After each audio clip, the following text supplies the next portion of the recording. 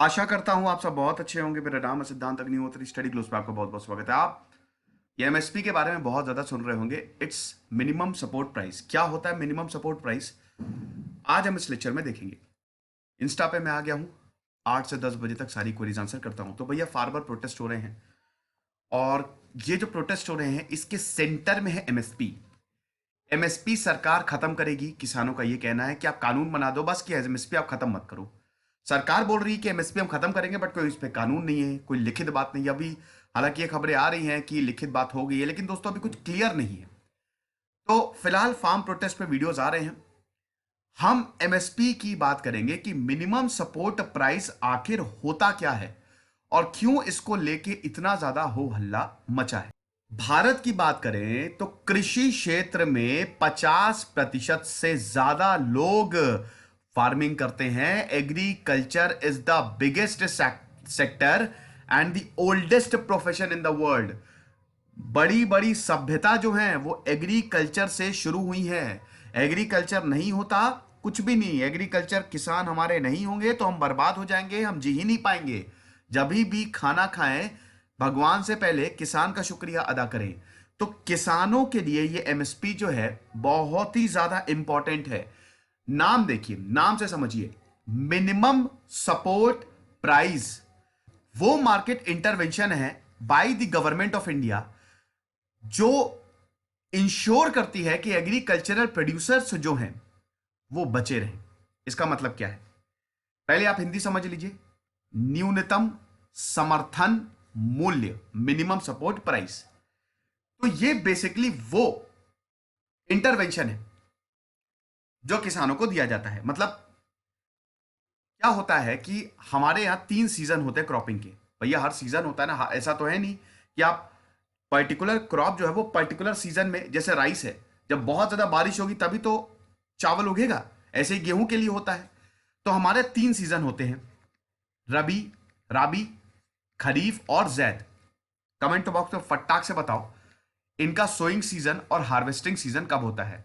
मैं बहुत बार इसको बता चुका हूं, अब नहीं बताऊंगा। तो ये 3 सीजन है, राबी, खरीफ और जैद। राबी खरीफ की जो फसलें हैं कमाल की हुई हैं, शानदार। इस बार तो रिकॉर्ड तोड़ बम्पर फसल हुई है भैया। First quarter of the GDP ने, जहां सारे सेक्टर्स नेगेटिव में गए, अकेला 3.5% से फार्मिंग सेक्टर यही तो पॉजिटिव में था। किसानों ने ही तो हमारे इकोनॉमी को संभाल लिया, कंधे पे उठाया, जो हमेशा करते हैं ये। तो मिनिमम सपोर्ट प्राइस क्या है कि मान लो बहुत ज्यादा प्रोडक्शन हो गया, आप समझ रहे हो कि ये हमेशा याद रखिएगा, beginning of the sowing season पहले से ही अनाउंस किया जाता है। ये सोइंग सीजन जब बोने की प्रक्रिया शुरू होती है तभी अनाउंस कर दिया जाता है। इससे नीचे नहीं आएगा। मिनिमम सपोर्ट है, इससे नीचे नहीं जाएगा। ये हम आपसे वादा करते हैं, सरकार कहती है हम आपके क्रॉप्स को, जो भी आपने उगाया वो हम खरीद लेंगे। वैसा होता क्यों है? ऐसा इसलिए होता है कि मान लो कि ओवर प्रोडक्शन हो गया, आपने आलू उगाया, आलू आपने उगाया, आलू जो है भयंकर प्रोड्यूस हुआ, बम्पर प्रोड्यूस हुआ, ठीक है। अब अगर आप मार्केट में उसको बेचने जाओगे तो क्या होगा? उसका आपको दाम कम मिलेगा। क्यों कम मिलेगा? क्योंकि ऑलरेडी बहुत ज्यादा प्रोडक्शन है। सिंपल सी चीज है, समझो। अगर ये 4 मंडियां हैं और यहां पे बहुत ज्यादा आलू है, भर भर के आलू है, तो इसका मतलब क्या होगा? प्राइस कम होगा ना। मैं एक मंडी में गया, उसने बोला कि 15 रुपए किलो आलू है। मैंने कहा नहीं लूंगा तुमसे, जाओ।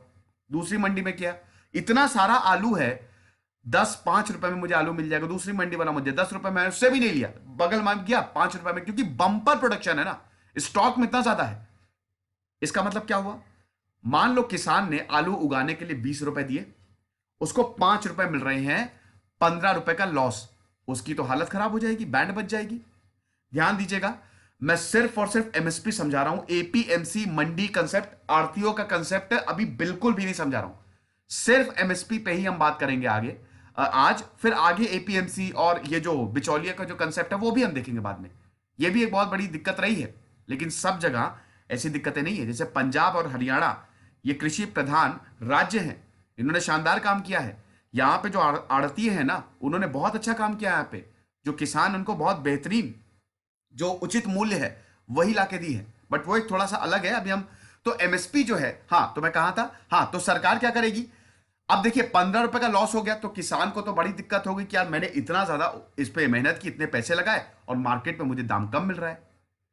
अब अगर मान लो प्रोडक्शन जो है वो गिर गया, या क्रॉप खराब हो गई, या किसी वजह से कोई ऐसा वेदर चेंजेस है जो भी हुआ, ठीक है, बहुत ज्यादा बारिश हो गई तो फसल बर्बाद हो गई। अब उसमें क्या है, प्रोडक्शन बहुत कम हुआ, ठीक है, इसकी वजह से प्राइस गिरे। कभी भी प्राइस गिरेंगे सरकार क्या बोलती है, बेटा परेशान मत हो, हम हैं तुम्हारे साथ, ये लो 1300 रुपए। हम इस 1300 रुपए में, देखिए अलग अलग होता है वो एमएसपी जो है वो अलग अलग डिसाइड किया जाता है अलग अलग क्रॉप पे, ठीक है। मैं एक आपको सिर्फ एग्जांपल बता रहा हूं कि इतना पैसा है, तुमको 15 रुपए का लॉस हुआ है, 20 रुपए तुमने खरीद के लगाए, हम 22 रुपए में खरीद लेंगे, जाओ खुश रहो। तो वो क्या करेंगे किसान, सरकार को बेच देंगे। अब आप बोलेंगे सरकार क्या सब्जी बना के खाएगी, सरकार इसका क्या करती है, सरकार जो है इसको करती है प्रोक्योर, ठीक है। सरकार की एजेंसी है food corporation of India. Food corporation of India ये फसलों को एमएसपी पे उठा, सॉरी ये क्रॉप्स को एमएसपी पे उठाएगी। जैसे आलू को एमएसपी पे उठा लिया, ठीक है, एमएसपी पे उठाया। अब उसके बाद ये गोदामों में भरेगी। अब गोदामों में भरेगी, करेगी क्या भाई, देखो हमारे यहां सबको फूड सिक्योरिटी देनी है ना। देखो हमारे बहुत सारे गरीब हैं, और यूनाइटेड नेशंस के हिसाब से भारत में 195 मिलियन, तकरीबन 20 करोड़ लोग अंडर नॉरिज्ड हैं, समझ गए, जो कि 1/4 है, यानी कि पूरी दुनिया का अगर आप मिला लो तो 25% लोग अंडर नरिश्ड हैं, जिसमें से 43% जो चिल्ड्रंस हैं they are chronically undernourished. Food security index की बात करें तो 113 में से भारत का 74वां स्थान है, यानी कि भारत को फूड सिक्योरिटी देनी है अपने लोगों को, समझ रहे हो, भारत को फूड सिक्योरिटी देनी है। Right to food, national food security act 2013, ये सब इसी में ही आते हैं, ताकि लोगों को खाना दिया जा सके, सब्सिडाइज्ड फूड दिया जा सके। और यही डब्ल्यूटीओ में बड़ी दिक्कत कर रहा है। अमेरिका बार बार ये बोलता है गलत है, कैसे गलत है अभी मैं उसको भी बता दूंगा। तो क्या हुआ कि किसानों ने जो है वो फसल उगाई, अब वो सरकार कलेक्ट करेगी एफसीआई के थ्रू, वो गांव में जाएंगे, मतलब गोदामों में जाएंगे, गांव में कह रहा हूं, सॉरी, गोदामों में जाएंगे। गोदामों में जाएंगे तो यहां से लोगों को खाना दिया जाएगा, फूड सिक्योरिटी दी जाएगी। फूड सिक्योरिटी कैसे दी जाती है, आप राशन कार्ड बनवाइए। जो बहुत गरीब हैं, बिलो पॉवर्टी, पॉवर्टी लाइन, ये सब राशन कार्ड बनवाते हैं। आपने देखा होगा ना, जो शॉप्स होती हैं, सरकारी दुकानें होती हैं, वहां से आपको ये सब मिलता है, गेहूं चावल ये सब मिलता है, ठीक है, सरकारी दुकानें, राशन कार्ड। तो होता क्या है कि सरकार कलेक्ट करती है और फूड सिक्योरिटी देती है लोगों को, सिंपल सी बात है। सरकार क्या करेगी, सरकार थोड़ी ना, तो सरकार स्टोर करती है। अब हम ये देखते हैं, यही एमएसपी है, minimum support price. Minimum support price सरकार देती है। अच्छा, किसकी रिकमेंडेशन होती है, CACP, commission for agriculture cost and prices, CACP की रिकमेंडेशन है। तो इसीलिए भारत सरकार एमएसपी से प्रोड्यूसर फार्मर्स को प्रोटेक्ट करती है, प्राइस में फॉल नहीं आएगा, ये हम गारंटी कर रहे हैं, ये सरकार बोलती है।